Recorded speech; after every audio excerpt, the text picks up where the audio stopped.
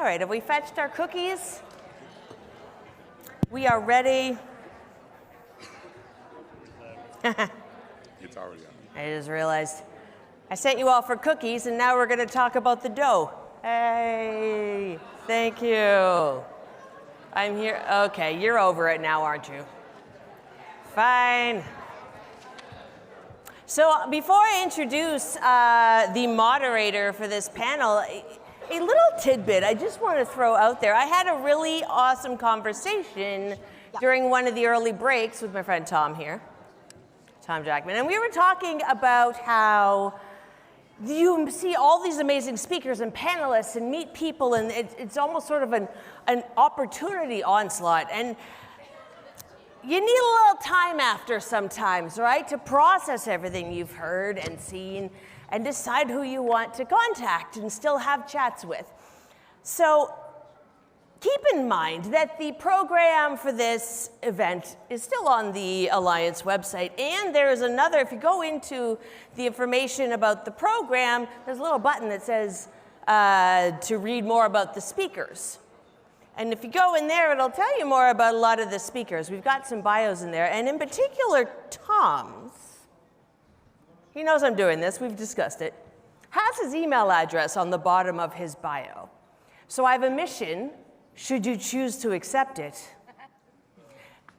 Tom would like to get more emails, so we're gonna blow up Tom's phone by the weekend with messages. So on the speaker bio page for this event, you'll find Tom's bio and Tom's email on the bottom of that. And while after you finish emailing Tom, if there's anyone else on there that you want to still connect with, you'll already be on the page.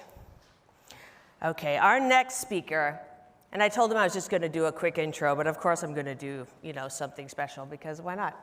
It's fun, and I have the microphone right now.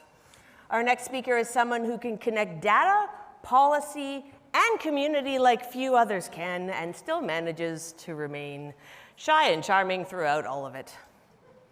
With a knack for translating complex research into real-world action, he brings both heart and strategy to Canada's autism movement. Please give enthusiastic jazz hands to welcome back to the stage Alliance's Executive Director of Dr. Jonathan Lai.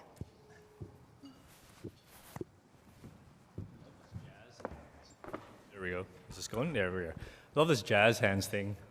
It's going to stick with me from this year's conference, probably more than anything else. So last panel, thank you for all who are here. It's going to be a very engaging and interesting session. I think everybody by now knows what we're trying to do, get some ideas, have folks react, collect the information. So with this, we're going to dive straight into this priority area, economic inclusion. So here, in the strategy, the vision statement is a Canada where autistic people have tailored financial supports and access to education, employment, and housing throughout the life course. So that's what we're aiming towards. This is the aspiration. So government has actions. How do we as community think of concrete ways to move it forward? That's the question we have at hand. So I'll flip to the next slide to look at what are the actions in the strategy right now that the government may do. So leverage existing actions in the National Housing Strategy to address autism priorities in Canada, including ensuring that housing is socially inclusive and sustainable through factors such as accessible housing, housing with supportive wraparound services, and housing located close to services, transit, and employment. Secondly, addressing housing needs for vulnerable Canadians, such as persons with disabilities, including autistic children and autistic adults with complex support needs.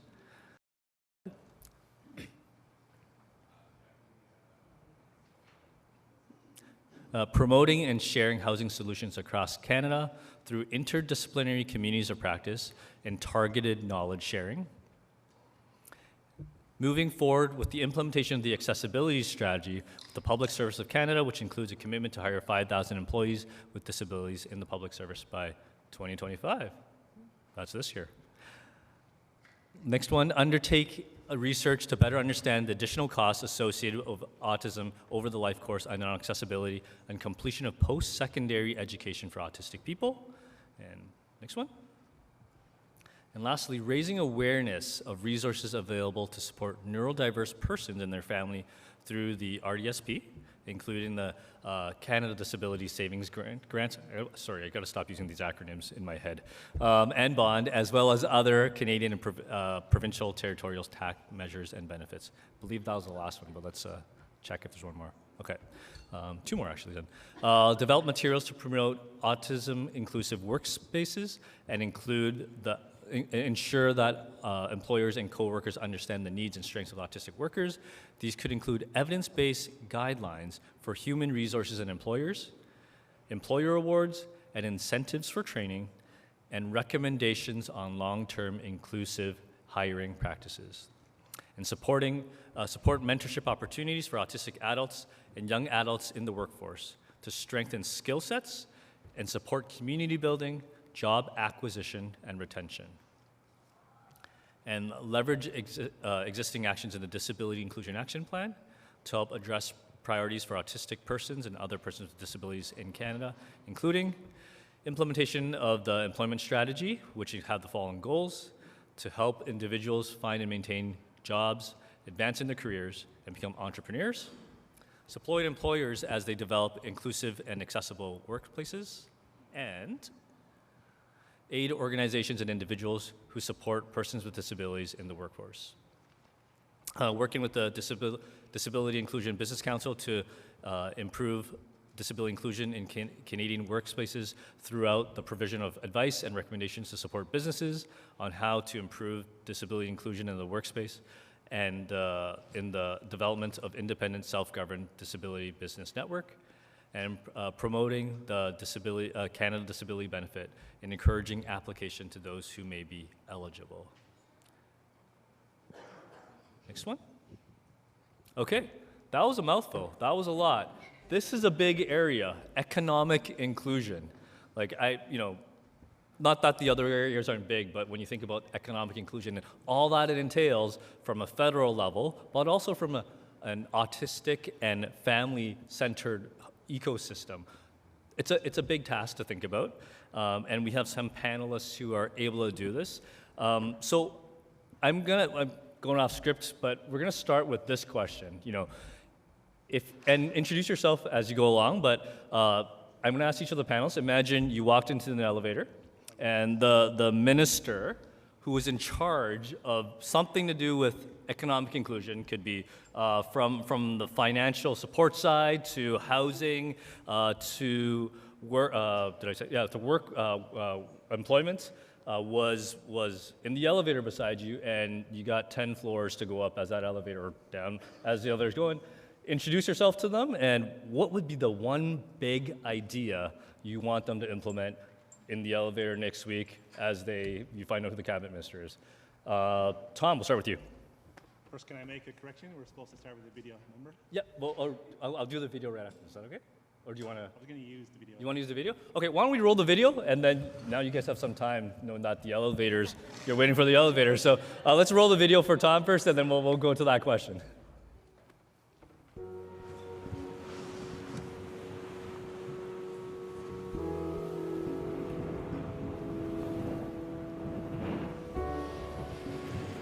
My name is Tom Jackman. I'm from St. John's, Newfoundland. We put this one somewhere. It's like we use these on start, but we don't know what it is until they tell us what the road condition is. They'll radio it, and if there's water on the road, things like. I do a lot of volunteer work. My mom always tells me, like, I lead a really, really full and interesting life. There should be 48 flat. I guess I was going to say it's not really along the lines of normal, but who's to say what is normal? Like, what is normal?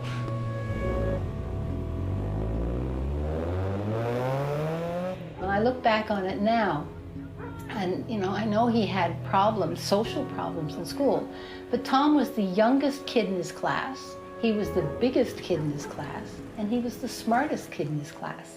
And that's got nerd written all over it. He really didn't have a chance. So we really never ever considered the fact that he had autism. I was like kind of in my mid-20s when I actually figured it out.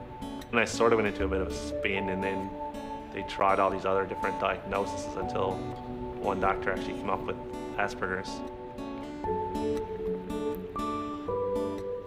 We're really smart. Like, we have a lot of the academic abilities, but it's just like the socialness of things is difficult. And those same things are sort of in the workplace. Right now, I'm not working. Like today, I'm not working, but it doesn't mean I'm not going to be working tomorrow. It's just just the way it is. But I am really busy with all kinds of other pursuits in life. Showing up at 1:30 for the game, yeah? Getting ready, are you? Yeah. I do camera number 4. And it's always the same thing, and mostly follows the players. Certain players in certain situations when they get checked into the boards, and as they go up the ice, my camera follows them on a tight shot. We don't even have to go to the main entrance. We just got a name badge, and we can walk in, we show the lady. And then we got a whole TV studio built into the basement. I do a lot of different camera work for hockey games.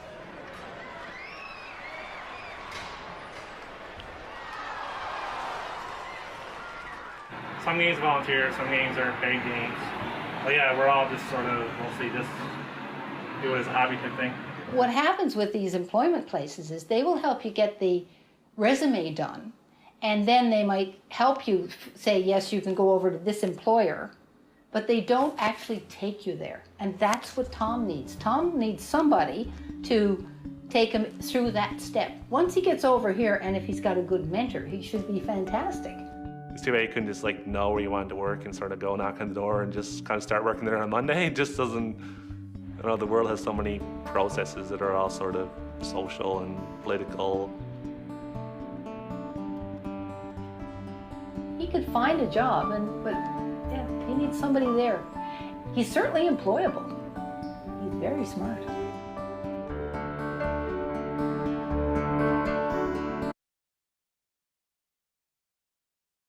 Tom, we'll start with you. Elevator door opens. You see the minister. He or she's ready to talk to you.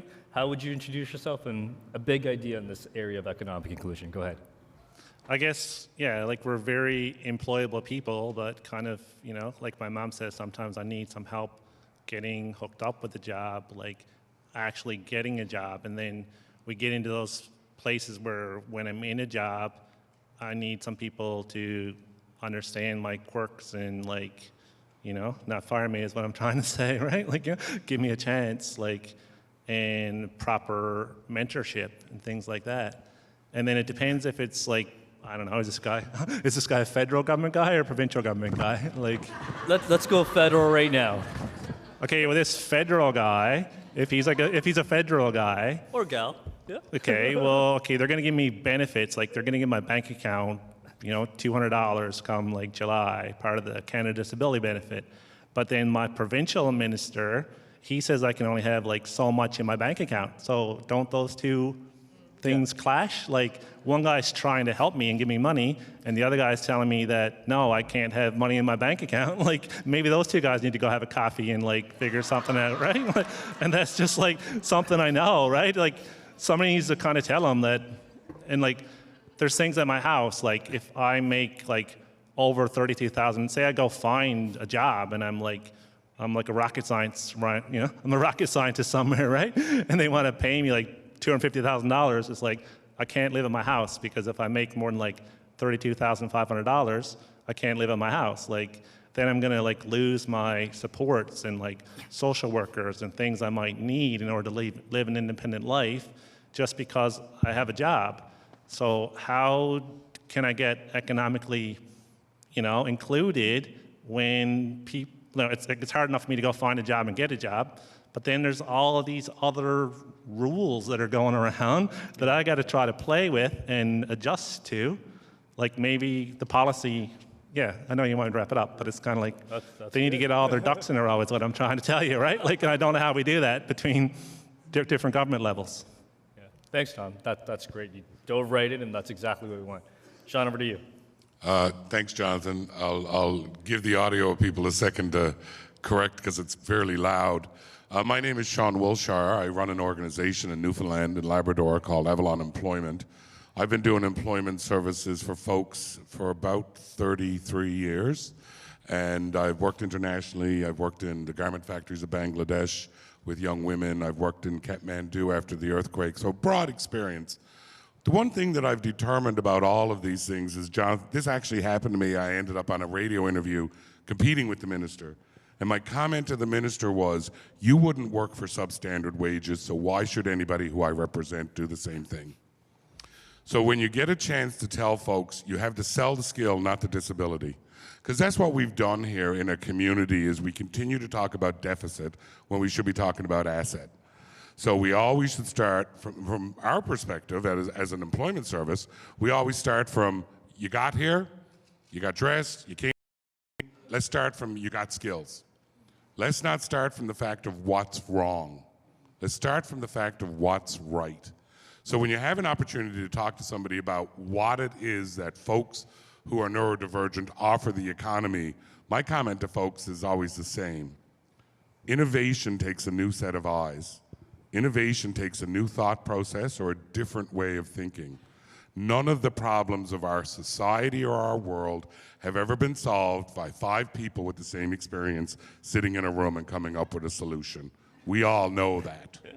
And for those people who think that we don't have solutions coming to the table, as I was sitting here this morning and yesterday, I commented to one of my colleagues, 25 years ago, there were no women researchers in autism. That's changed because people demanded an ability to come to the table. So for folks who have autism or folks who are neurodivergent or folks who are different, not always putting a label on it, at the end of the day, what you have is skill, and that's what we're selling. Your disability, your hair color, your gender, your sexuality are all irrelevant to the ability of you to do your job. So what I would say to the minister is, let's get real. The labor market in Canada needs diversity, and diversity isn't just black, white, gay, straight. Diversity is a bunch of things, not only autism, but age. Think about all the women who are struggling in their late 30s with a late diagnosis, and somebody has finally said, you're not broken. That's the amazing thing we need to start thinking about. You're not broken. So that's what I would say to the minister. Great, thanks, Sean. And Anne had a special story here. That's not Carolyn. Carolyn wasn't able to make it with a family emergency. I just pulled Anne after lunch to sit on this panel. So literally this whole, round of applause for her. No pressure, literally no this pressure. is open the door, and the minister's at there. In terms of economic inclusion as a whole, what would your 30 seconds be of advice? So, hi, I'm Anne. I work for an organization that promotes the employment of skilled individuals on the autism spectrum in science, technology, engineering, the arts, and math. And my ask to you is, first I'll frame it. There are 1 in 50 Canadians on the autism spectrum. That includes people within the workforce. So they're here. They're in your government, in your workforce.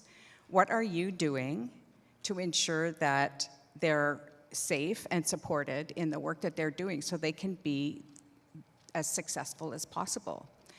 And I would like to turn the table on the conversation about accommodations. It's not about somebody having to disclose and ask for accommodations.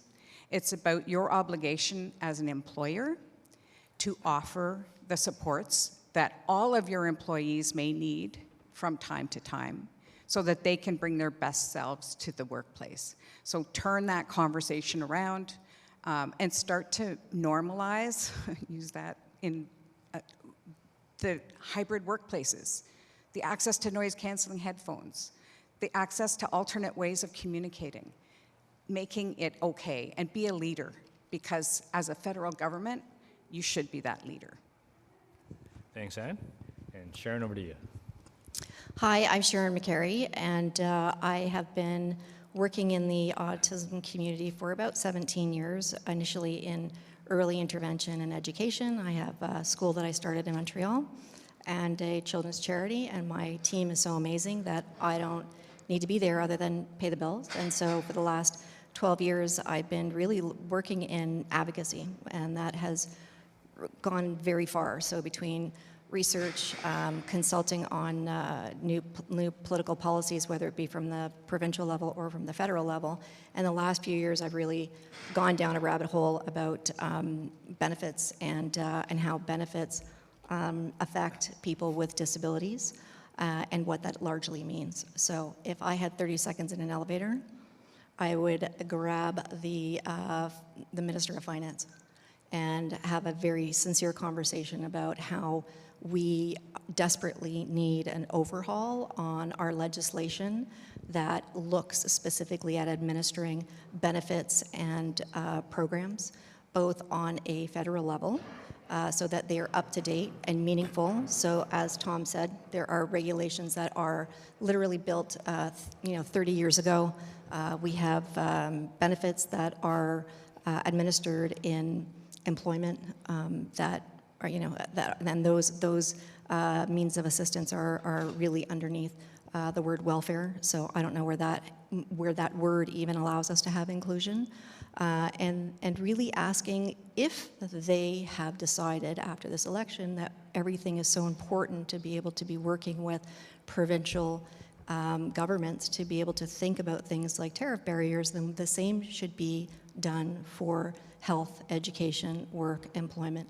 All the 5 pillars should then have the same consideration. And certainly, just one more second, if they would give me the time before they would shove me out of the elevator, would be that I think that it would be very important for us to be looking at the definition of disability and making sure that that is harmonized across jurisdictions and ministries, so that we can start really from like a good base point, so that we could build other things. And within the PFAC document, going on in the pillars, I found it interesting that in pillar number 1, they were mentioning that we should be working with provincial agencies to look at health and standardization. But when we were talking about number 2, and it was finance, it was really we should be staying in our own lane, so that it would really be underneath the purview of only the federal government.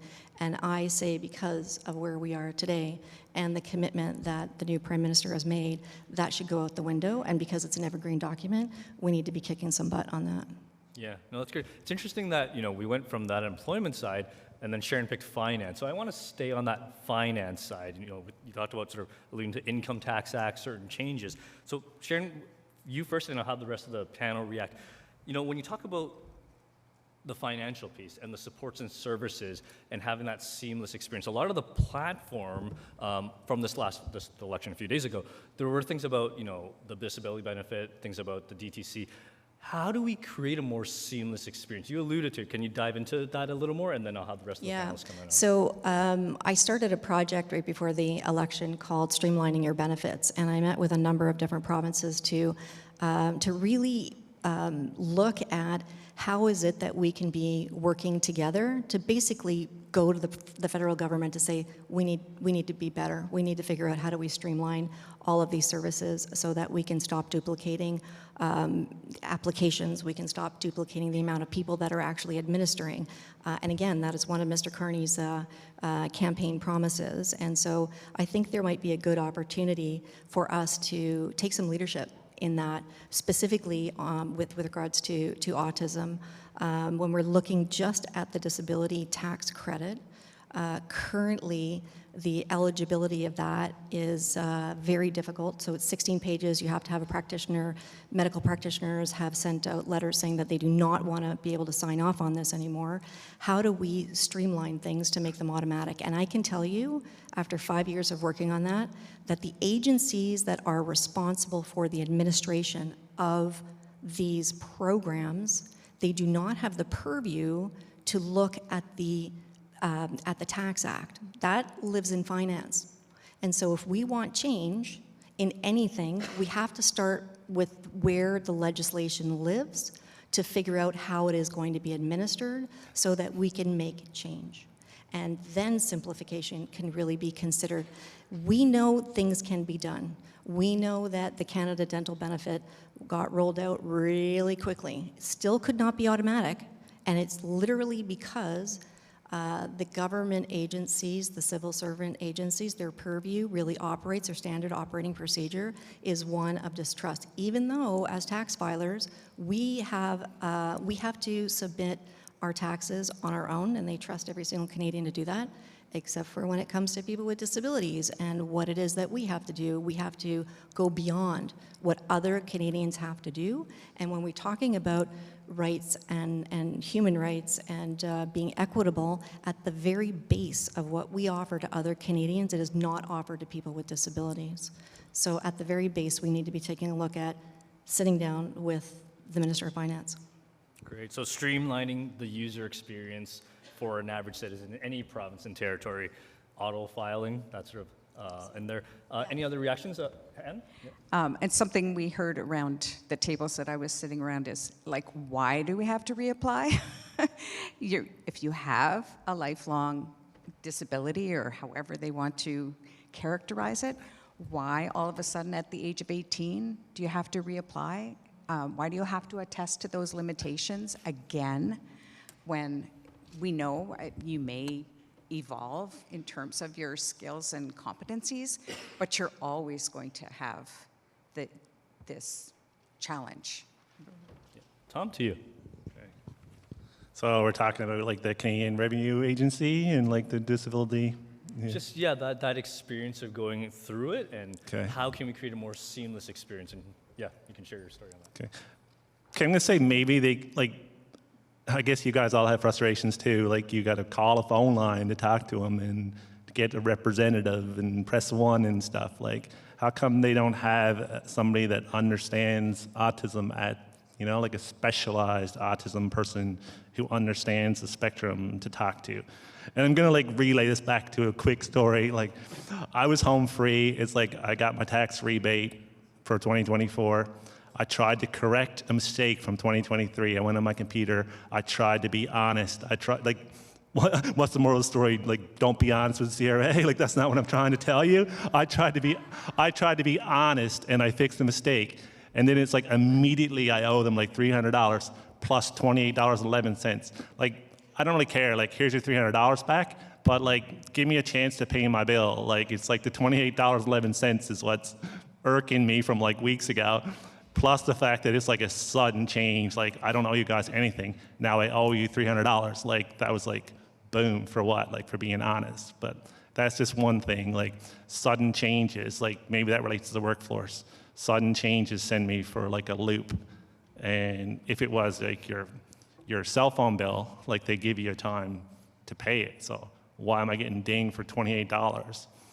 And I guess like the DTC form, I'm on the Canada Disability, the Disability Without Poverty. So I had like 2 years. I'm a community ambassador. So I was part of like bringing this benefit, getting it accomplished.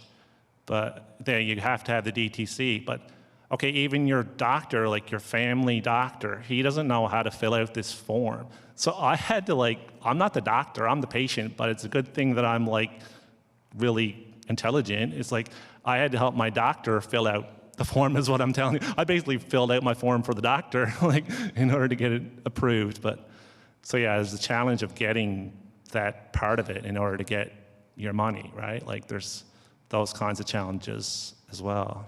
So yeah, no, thanks, Tom. I'm going to move to Sean next on this question. So, a big part of the actions in this priority area are around employment and the importance of opportunities to gain the skills, experience for good quality, real jobs, right? Any examples, and we'll start with you and again to the rest of the panels, best-in-class programs, just identify, hey, this is something we can roll with and move across this country in the next little bit. So there's a couple of things. The first thing is that the challenges for folks who are in the neurodiverse community is that you're competing against every other community that's looking for employment. So part of the challenge here is that autism as a emerging community concern has only had about 5 to 10 years. Developmental services has had about 40.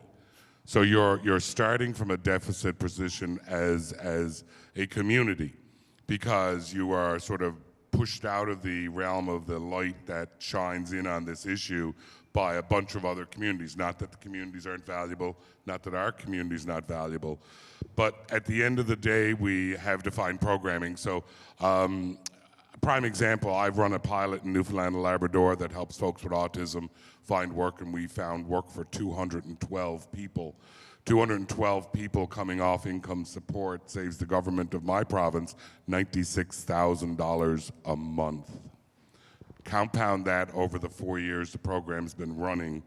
So I can't get into a whole lot of detail, but I can tell you that that program is going to be rolling out in 3 other Atlantic provinces. So Nova Scotia, New Brunswick, Prince Edward Island, Newfoundland and Labrador will have an autism employment program.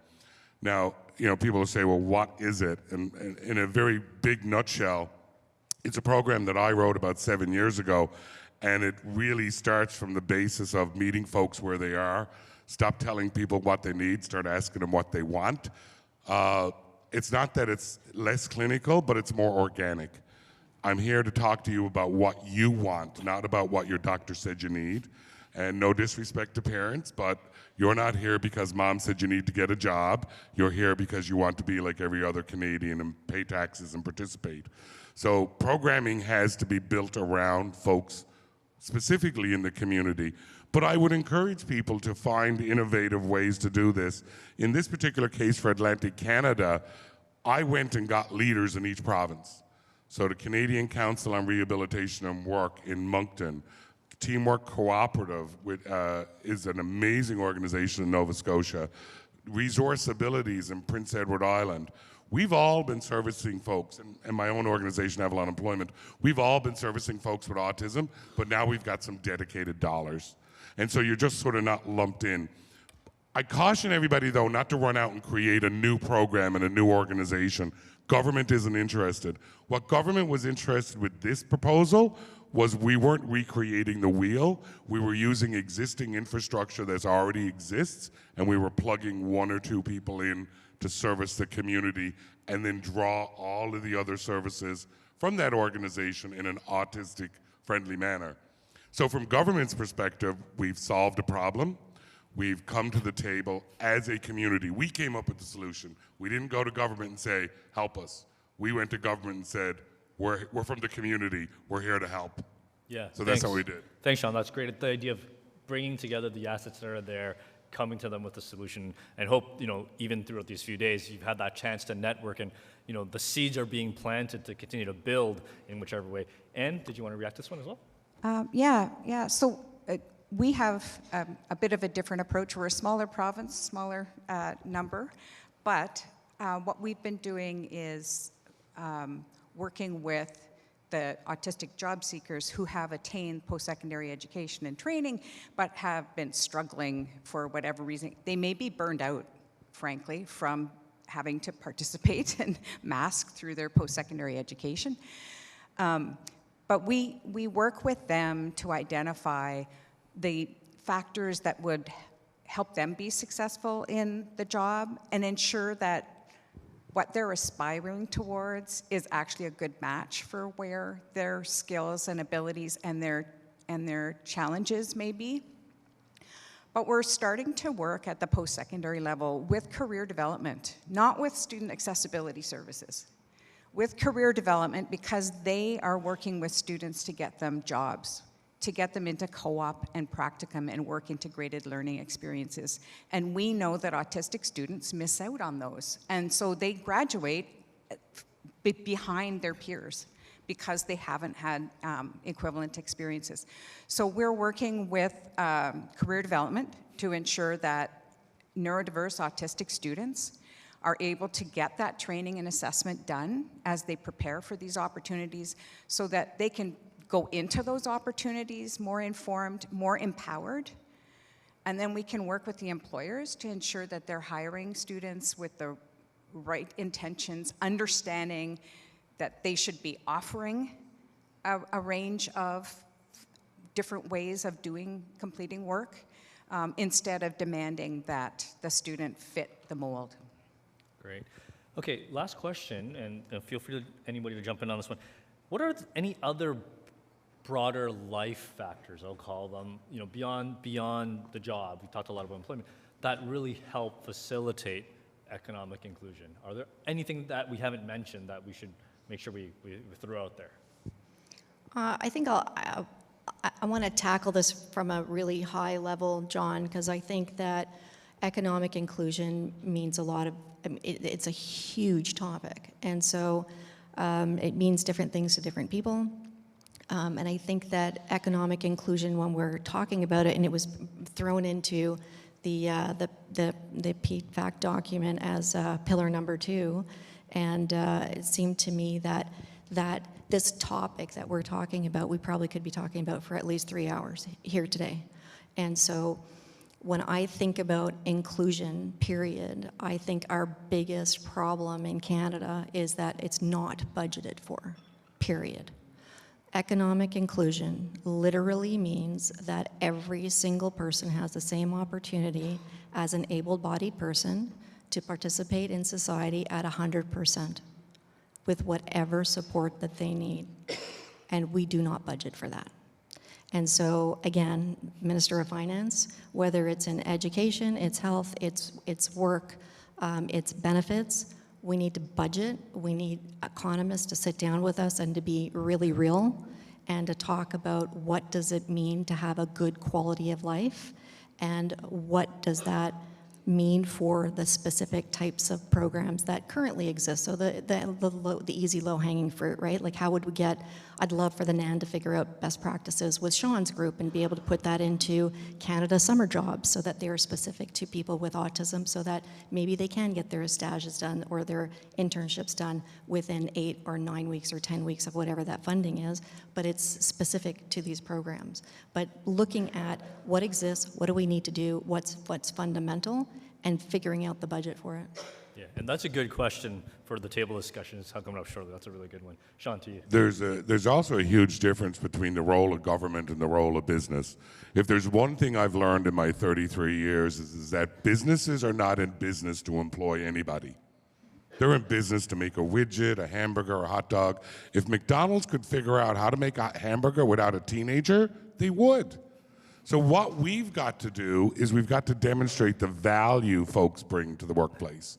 So again, I'm back to this, sell the skill, not the disability. Talk about the assets, not the deficits. And it is really important that the business understand that you or the organization you're working with are there to make them more profitable. I don't ever go into a business and say, please hire this person. I go into the business and go, how would you like to make some more money today? How would you like to have somebody really innovative work in your organization? I know this position has been empty for 6 months. There's no subsidy, there's no grant. Hire somebody because they got the skill you need and you haven't been able to find them. Well, guess what? I found them. And you're not getting them unless you pay them well. And we're going to stay involved. This is the other thing that I think that it is. It's not find a job and thanks very much. We're going to stay with you for your 3 months probation. When you graduate from probation and you know, yay, congratulations. Now we're like a drive-through. Get out and come back when you need something else. Because you don't need me every day. But what you do need is that network to start you off that you're going to understand you have value. And this is where mentorability comes in, because I know it was a factor that we talked about. There is a mentorship. Mentorability is a national program. For folks who haven't tried it, try it. Contact the Canadian Association for Supported Employment. It gives folks an opportunity to try something on. Figure out, I'm not a neurosurgeon for a reason, as my mother would tell you. There's a reason I don't have that skill set. But I learned what my skills were by other people helping me mentor and understand where my highlighted skills were. So find an opportunity to try things out, because it's really difficult. Not that I've gone through it with my own son. He's a plumber. But at 15, you're asking them to pick the career that they want for the rest of their lives. I don't know what I'm going to do in 15 minutes, let alone what I'm going to do in 15 years. I mean, literally, I work in an organization, I started when I was 21. So I'm literally still at my summer job. I am still 21. That's what I like to tell myself. So you don't know what your career is going to bring. So why are we trying to pigeonhole kids in grade 10 to what they want to do when they're 40? So let's start talking about the fact that you may have more than one career. And the fact that you're autistic doesn't mean you only get one job. It means you can have many. It means that you can upskill. It means you can get promoted. You just don't start at Sobeys and stay with the carts. Maybe in 6 months you do something else, but maybe in 10 years you're the customer service manager who's in charge of hiring folks. Do you want good people, or do you want somebody who's just going to sort of be there? Do you want innovative thinking? Well, start thinking about who you're hiring, because we've all learned there are not enough people in Canada to do the work we have to do today. So where's the solution? Well, what about all those folks who went to university or college or graduated high school but cannot do the water cooler? In our world, the water cooler's everything. And so if you can't do that, so what we do is we give folks, we call it a toolkit. Figure out what you need. As one of my friends said to me, he said, Sean, I want a job where I don't have to talk to anybody, I can work from home, I don't have to participate in any social events, and I don't want to have to talk to any boss. And my colleague said to him, how's that working out for you? And he said, it's not. But I want to correct the story to give you the end. This was a young man who was 34, who was an accountant, graduated top of his class. Every one of his performance evaluations in the 8 months that he worked said difficult to deal with, confrontational. His last performance review got him fired. For 4 years, he was on income support. He now works for Revenue Canada from home, making $72,000 a year from welfare. And he says to us, the only thing he said I had was that you believed I had a skill. And I corrected him and I said, I didn't believe it, we knew it. Yeah, that's a great story. Thank you, that's a great story, yep. Yep, Tom, just one quick one, and people are eager to go into the table discussion, but go ahead, last word. Okay, so the part about the email address, I can tell you where to find the whole movie if you want to watch the whole movie. It actually has a temple on the back cover as well. You can find the whole movie on YouTube. I'm going to play just a little bit of your point. We need to make sure people are not underemployed as well, because people think my skill is like research, and sometimes I'm shoveling my neighbor's driveway, and he lets me in on a little, I'm not naming names or anything, but it's kind of what the business project is. And it's I can always email back the answer to make the business, kind of what you just said, It's if you let me in on what you need to know, I'm really good at figuring out the answer. And then when people realize that, I'm not just your snow shoveler, I'm so much more, then they include me in, I guess it's a certain level, there's privacy and confidentiality and whatever else, but it's I have so much more to offer than just bringing the carts back is what you're trying to say, right? And then I kind of struggle too with the disclosure part, and because I know when you look at me, you can't tell if I have autism spectrum. So it's I never know, should I tell them, what accommodations do I need? So if you message me or something, I can show you where the whole, apparently in the book, all cats have autism. And sometimes, tomorrow, if I go to Air Canada, or, it's I don't know, if my mom always says, just tell them, just tell them you need a little, not that I need a little bit of help, but it's just, it calms my mom down if my mom knows that at least I told them, right? Because then if I need help, I can get help. That's kind of the part I'm saying. So I guess I'm sort of talking about when people disclose that they have, and my mom said it too, about getting him a job and good mentorship within the job, or having somebody to talk to when a problem goes wrong.